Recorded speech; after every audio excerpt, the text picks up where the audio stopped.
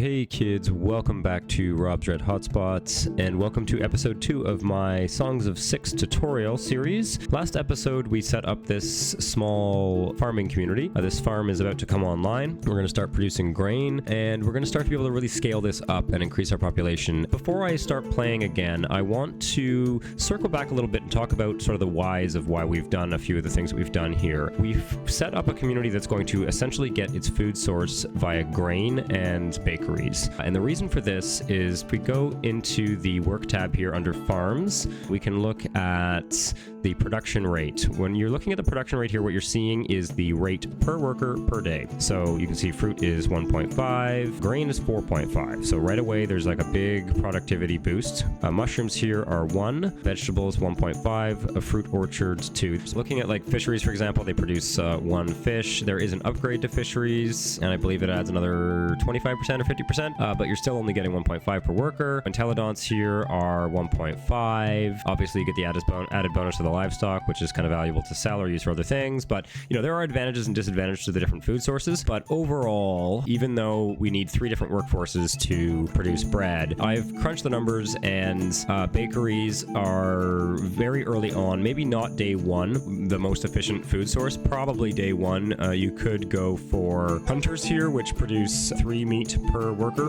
Then as soon as we get the first upgrade technology here, all we need is a little bit of metal to upgrade our bakery, and we get a 50% boost right away. So then we're going to go from 1 bakery worker producing 6 bread to 1 bakery worker producing 9 bread. So that means that we need 2 grain farmers and 1 baker to produce 9 bread, plus probably a worker or maybe half a worker to produce the wood or the coal. This is a food source that scales really, really well. If you look at the other upgrade technologies for food, we need 500 science here to get a 10% boost to any of these farms. Same goes for intelligence over here, 250 to get 10% for them. You're only getting 10% versus the 50% that you're getting for bakeries. There is an argument to be made for starting with, say, a hunter or something else, but I find that going straight to bakeries is probably your best bet, especially as humans, since humans have bread as one of their preferred foods. They're also preferred by Dondorians and Cretonians. So that's the main reason we've gone for this build order.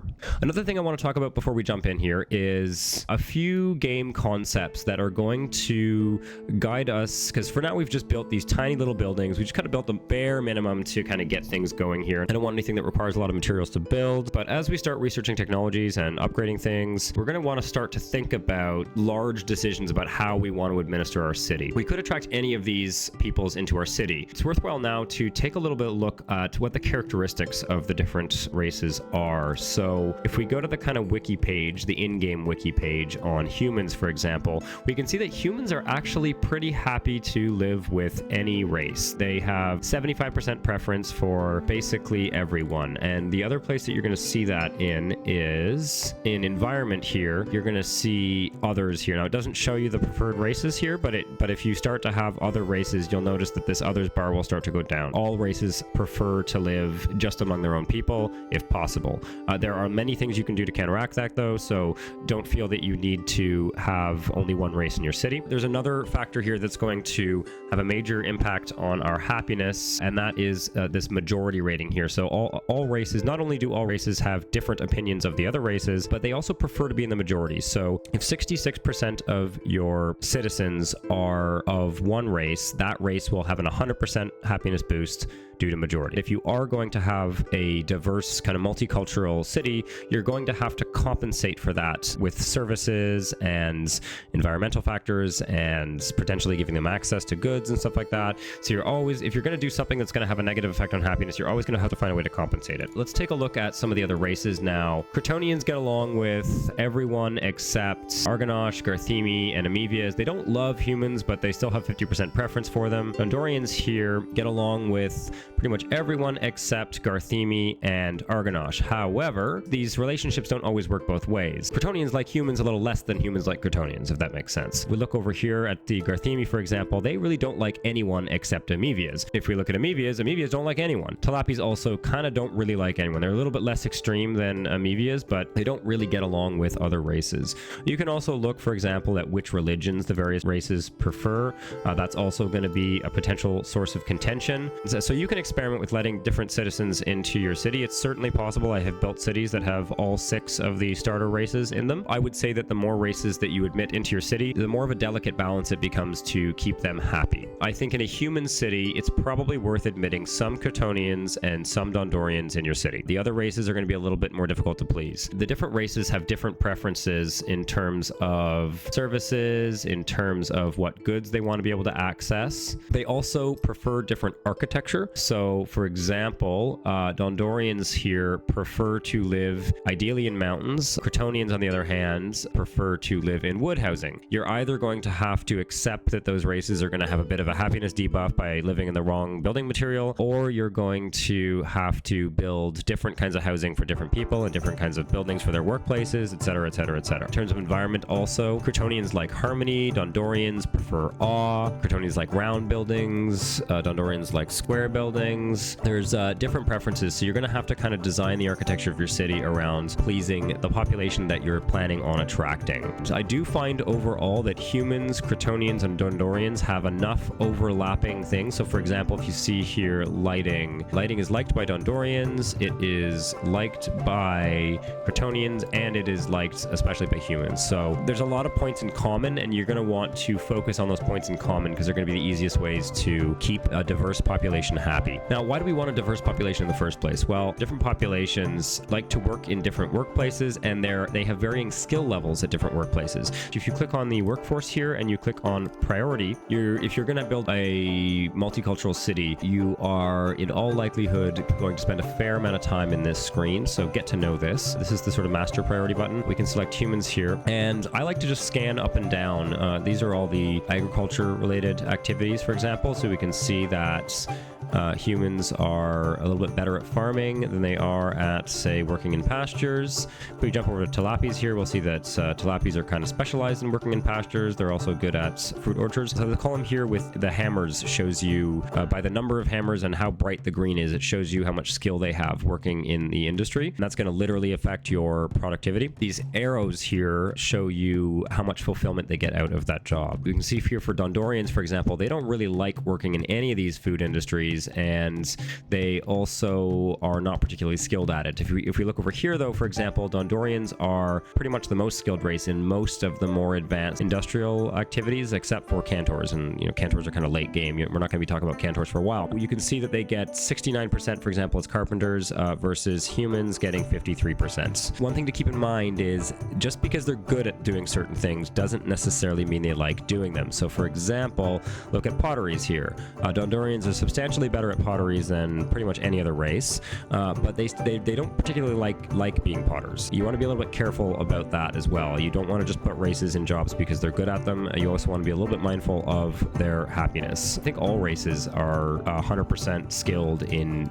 janitor, but nobody likes to, everyone hates being a janitor. It actually makes them unhappy. One of the reasons I highly recommend choosing humans is that there's fairly few things that they're really bad at doing. They probably have a higher average skill at pretty much everything except maybe mining. And even mining they get 45% in. There's just not that many things that they're terrible at doing. So if you don't want to micromanage the species interactions, and you don't want to build different types of housing and do your urban planning based on what species you have, then the easiest thing to do is probably just stick with humans. I'm going to accept some Kryptonians and Dondorians, partly in the interest of showing you guys the advantages of doing so and how to do so successfully, but also just because I think ultimately it can be a more interesting way to play the game. We've decided that we're going to build a city of humans, Kryptonians, and Dondorians. Generally speaking, it is always going to be easiest to attract your starting race, especially at the start. That could change later on, but we're going to have an easier time attracting humans than either Kryptonians or Dondorians. I'm going to go into work priorities right now and just kind of preemptively do things. I really do not recommend doing something like this. Let's say we don't want any Dondorians to be janitors. Okay, so we drag this all the way to the left.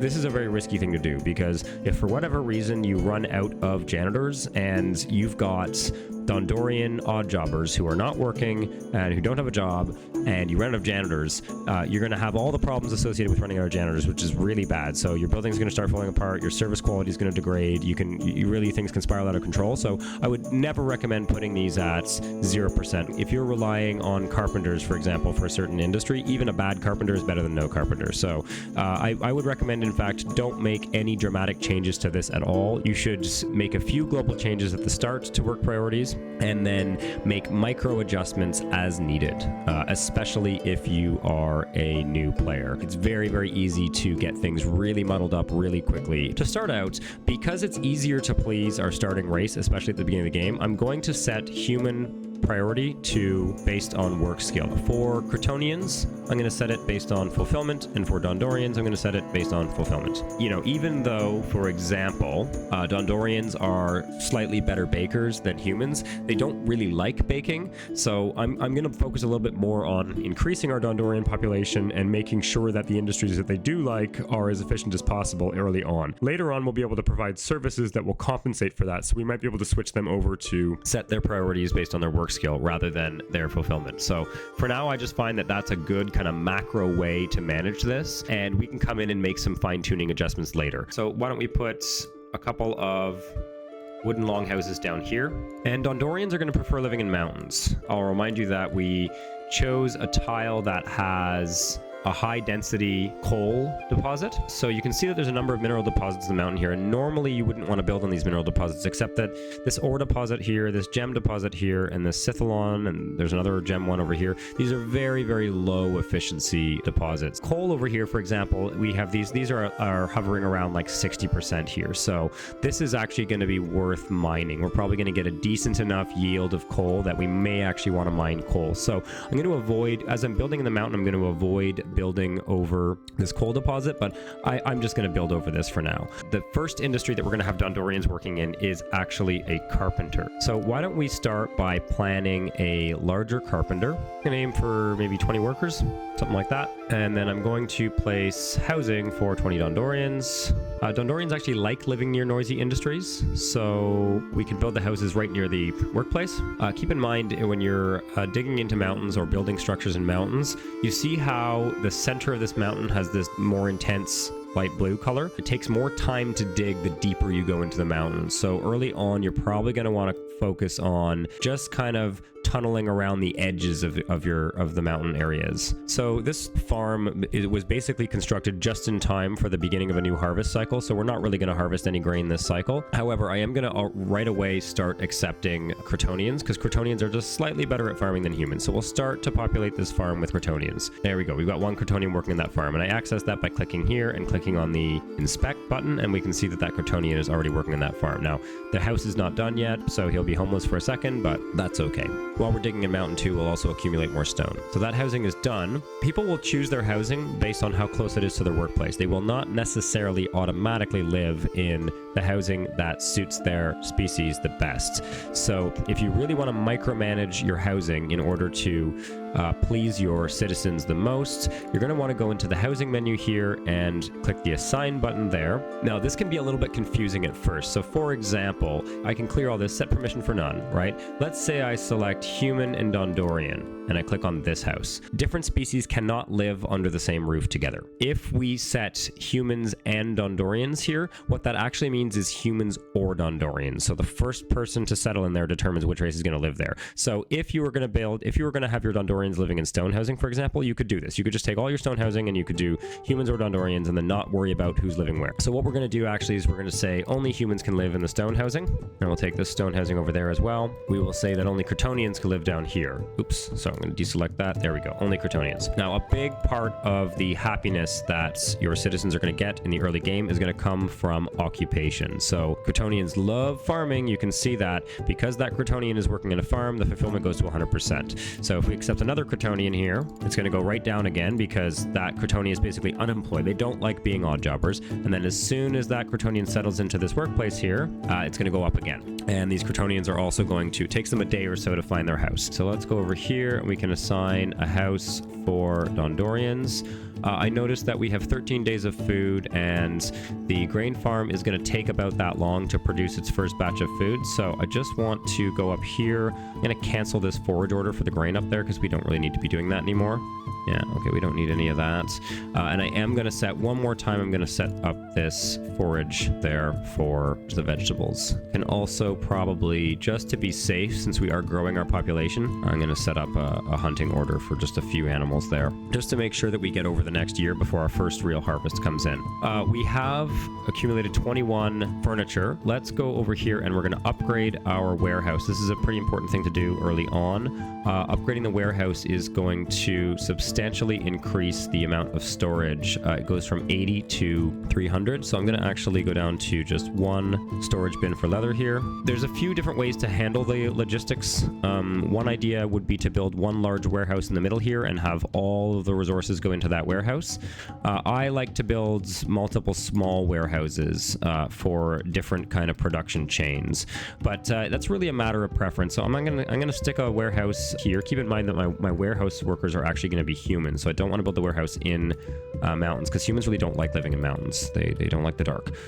So let's just stick this warehouse here, and I'm also going to stick another warehouse over here for my grain. I'm probably gonna need to increase the size of these, but just for simplicity's sake, what I'm doing here is shift clicking, which duplicates the room. If I want to build a warehouse, I can also control click, and that just gives me the warehouse building tool. By shift clicking though, I actually order them to build a warehouse that's already at that level of upgrades. They're going to build this warehouse once the furniture for it is ready. This warehouse is actually only going to be for our pasture, so maybe we can call it the pasture warehouse.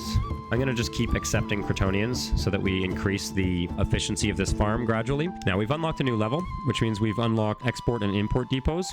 I am going to kind of preemptively build a couple of these because we're going to want to start trading as soon as possible. So the first resource we're probably going to have an excess of at the start is going to be clothing. I can put maybe an export warehouse out over here. And we can maybe also put another export warehouse over by the furniture. It's always best to export finished goods rather than primary resources because they have better prices. And we're going to look at trade once we get these export depots online. We're going to look at a little bit how trade works. The other thing that's going to start happening when we get to a population of 40 is we are going to unlock some diplomatic relations with our neighbors. So if you remember from when we settled, we have 3 neighbors. They're typically going to offer you a gift early on. If you can either accept this gift or decline it, I think it's always better to decline it. It gives you a small relations boost with that faction. Let's briefly look at the world map here. Go to the factions map mode here. It's probably the easiest way to see it. This orange color here is Tiroli, which is the name of our capital. And we are neighboring Darfin, Rania, and the unpronounceable.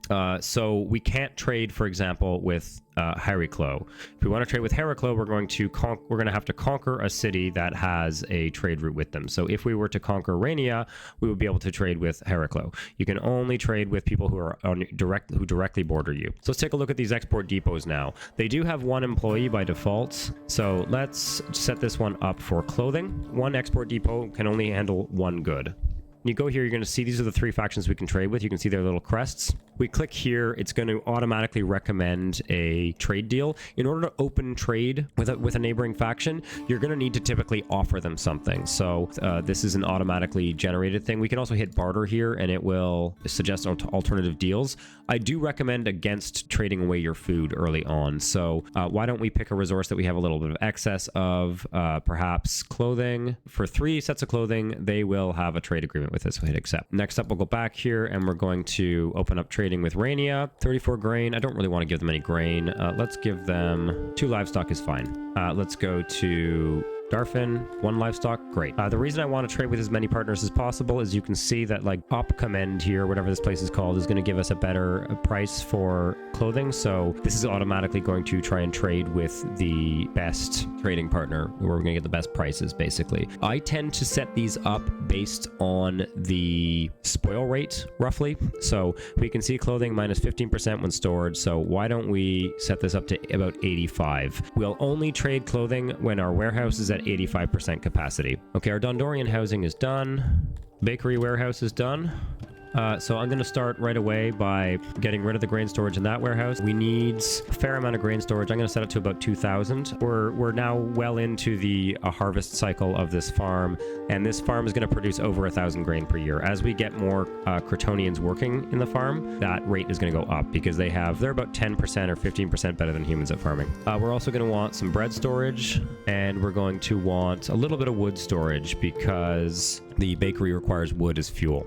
Keep in mind when you copy over the warehouse, it will also copy over the crates, so I definitely do not want 900 storage for vegetables there. In this warehouse, we're going to store our furniture and wood. And I am going to set one worker in each of these warehouses as well. Carpenter is completed, and I'm going to turn this carpenter off, and we're going to accept our first Dondorian. And what I'm going to do is I'm just going to, because Dondorians are going to be working as carpenters, I'm just going to add one carpenter for every Dondorian that we manage to get in our population. Now you can see we're starting to free up odd jobbers, and the odd jobbers are all humans.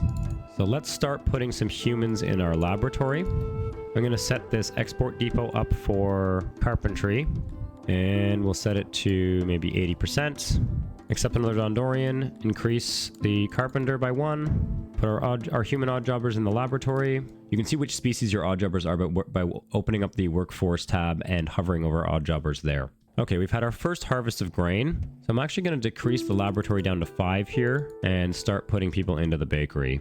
It's very important to have warehouses close to your farms. You're going to see here, because farms harvest all of their materials during one day of the year, these materials will end up sitting on the ground if there isn't a warehouse very close to them in order to drop them in. You'll notice that if you are out of warehouse space for farm material or whatever, you'll just end up with piles and piles and piles of grain sitting on the ground. It's not the end of the world because it doesn't degrade that quickly, but it's really advantageous to have fairly large warehouses fairly close to your farms. You can also kind of take a look at our economy here. So we're producing 68.5 grain. We're consuming 24.28 grain. So it's probably worth at least doubling this bakery. Now let's take a look at our food production. So we've gone all the way up to 31.66 production. Basically 4 bakery workers and 14 farmers were feeding the entire town. We'll put another 2 humans in the bakery. So we're actually going to get up to 36. So basically this farm produces 68.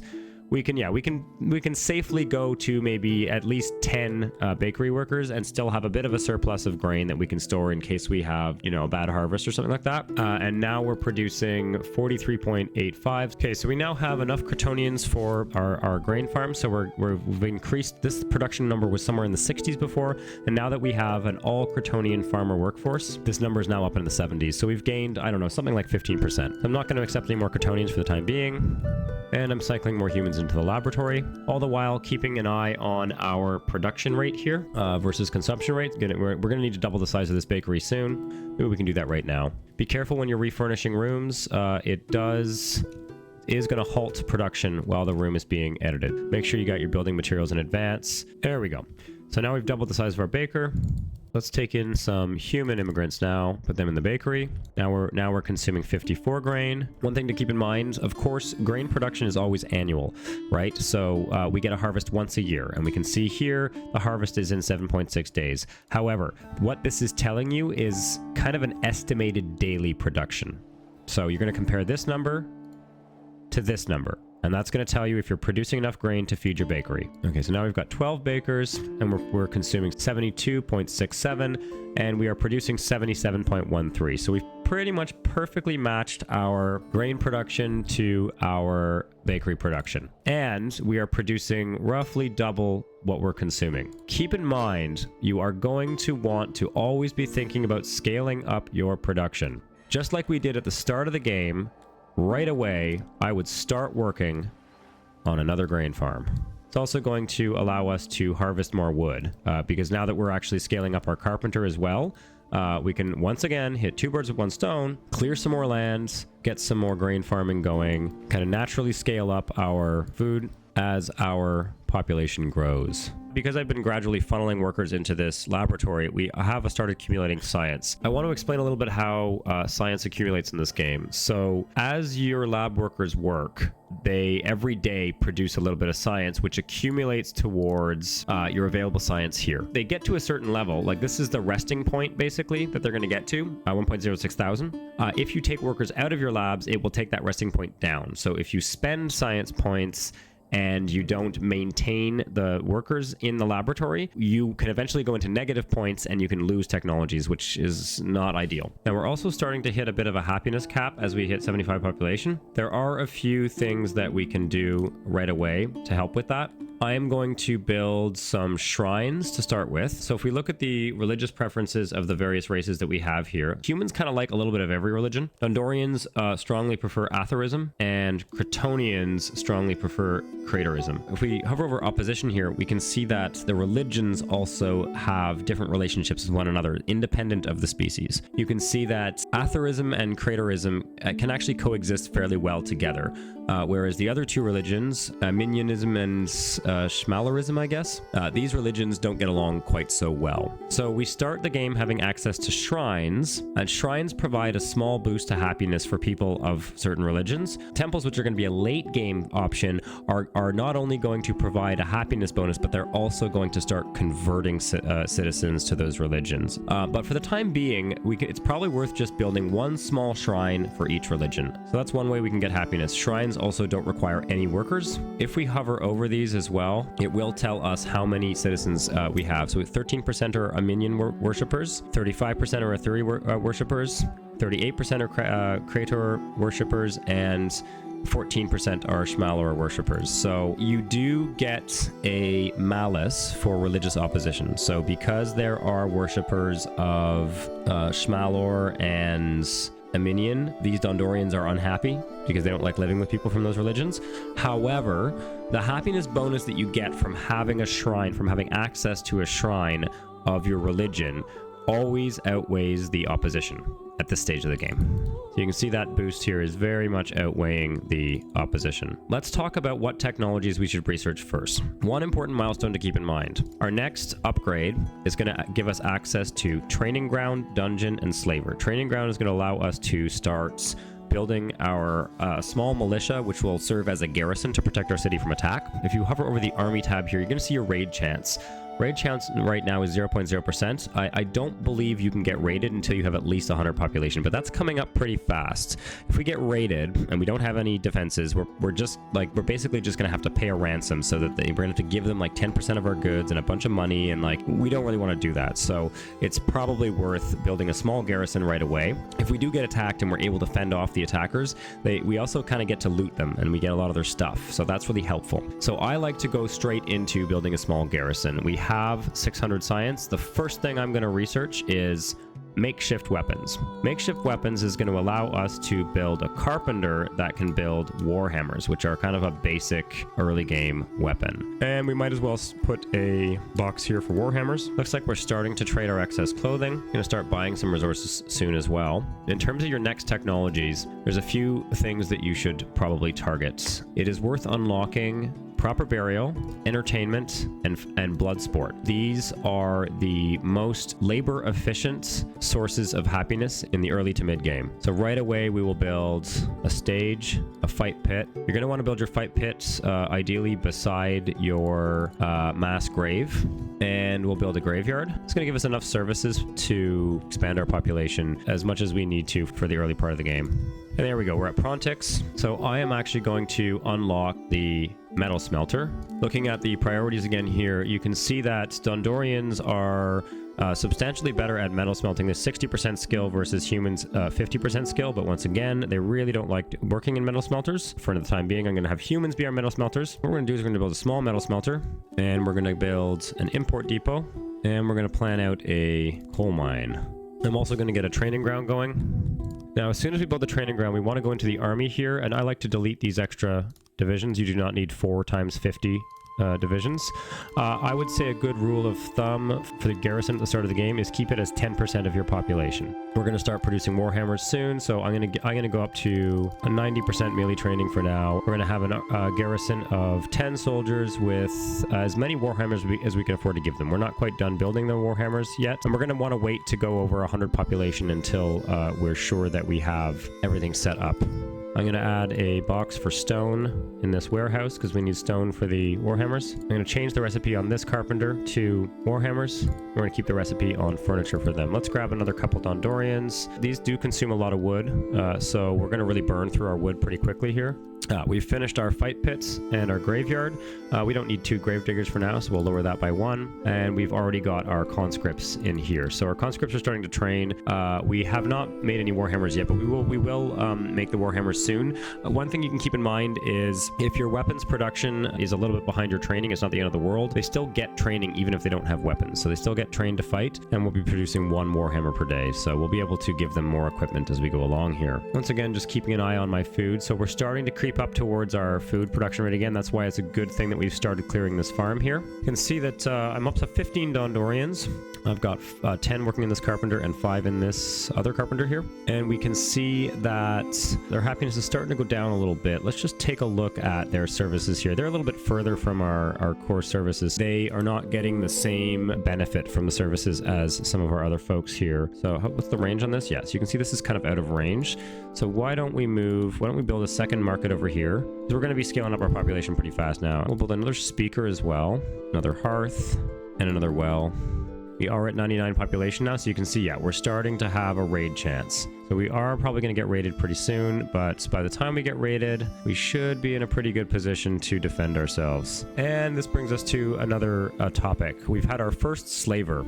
Kind of glad that this slaver arrived before we started purchasing anything, because it's not the worst idea to spend a little bit of money on slaves early on if you do want to build a slave economy. There's 2 ways to acquire slaves. One is when a slaver approaches, and this is kind of a random event. I'm not sure what the chances are of it, but it happens every few years or something like that. It may actually happen with some regularity. I'm not sure what the mechanic is, but you can only purchase slaves when a slaver comes to town, if you want to purchase slaves. The other way you can get slaves is by fighting battles. If you take prisoners, you can turn them into slaves. If you have a justice system, eventually you can get slaves that way too. So slaves can be a good source of labor. You do not need to provide them with the same goods as ordinary citizens. You just need to make sure that you have a large enough garrison, essentially, to keep them submissive. The one thing I would say, though, is that if you look down in the population interface here, you can see that people really don't like it when you take slaves of their race. Generally speaking, especially in the early game, but more broadly speaking, if you are accepting Dondorian and Crotonian and human citizens, you should not be taking slaves of those species. The other disadvantage is you can't really control. It's not as easy to get slaves as it is to get new citizens. So if you are relying on slaves heavily for something like food production, that is kind of an inherently risky thing. You want to be very, very careful about that. What I'm thinking is I just want to kind of demonstrate how this works. So I'm actually going to purchase 1 Garthemi slave, because we've decided we don't really want Garthemi citizens, but people are not going to mind if we have Garthemi slaves. So let's purchase 1 Garthemi, and the reason I'm going to do that is because Garthemi are particularly good at mining. Let's put a house here, right by this mine, and that is going to be housing for our Garthemi slave population. Okay, we've got another farm online here. We better start taking in more Crotonians. We're going to need another house for Crotonians.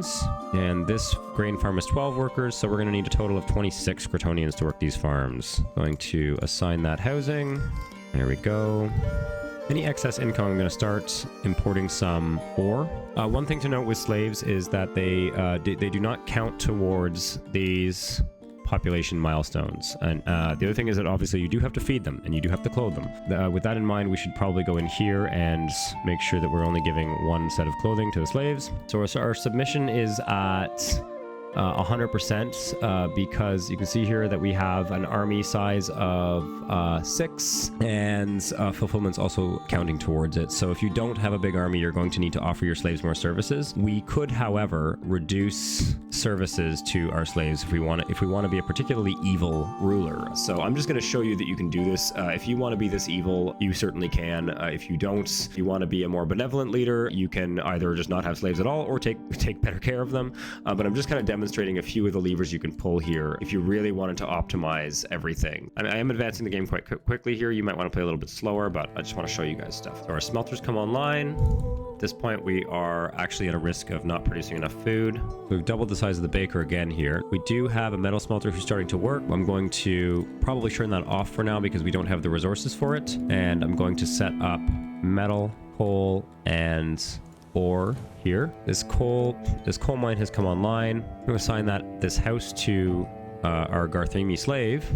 And I'm going to go into work priorities here. And I actually want to make sure that this Garthemi slave is working in the coal mine. Just lowered the priority for all this stuff, and now they're going to work in the coal mine. We're going to make sure that they're on priorities based on work, and then we just lower this by a couple, and now they're going to work in the coal mine, which is giving us a production of 1.78 coal. Obviously, we're going to have to put some other workers in there as well. So now we've got 22 bakers. We're up to 141. You see how quickly bakers scale up in terms of food production. It's pretty wild. The next thing we're going to want to do is save up 128 metal to do this upgrade. So for that, we're going to need the refined bakery. Might as well research it right away. And that's pretty much the order I would do technologies in. Carpentry basics, makeshift weapons, proper burial, entertainment, blood sport. If you have coal, I would go to metal smelter. If you don't have coal, it might be worth doing charcoaler and then metal smelter. Or you can buy coal and ore, but that's going to be a little bit more expensive. And then once you have metal smelter, you're going to want to go to bakery refined. You can also buy the metal. It's very expensive. It might be worth buying the metal and upgrading a smaller bakery. But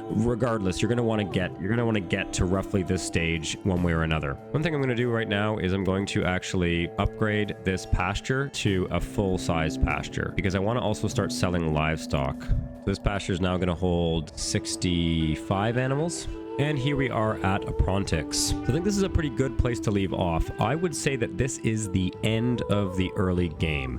Now, we haven't quite got to what I was hoping we would get to, which is the bakery upgrade here. And that's just because, oh yeah, we have started to get a little bit of metal, you see? So we're producing just a tiny little trickle of coal, and we've managed to purchase a little bit of ore. And what we're going to be doing is saving up this metal and using it to upgrade this bakery. That's going to be our next move here. And once we do that, we're going to get a 50% increase in food. At this point, I think we are kind of geared up to enter the mid-game phase of Songs of Syx.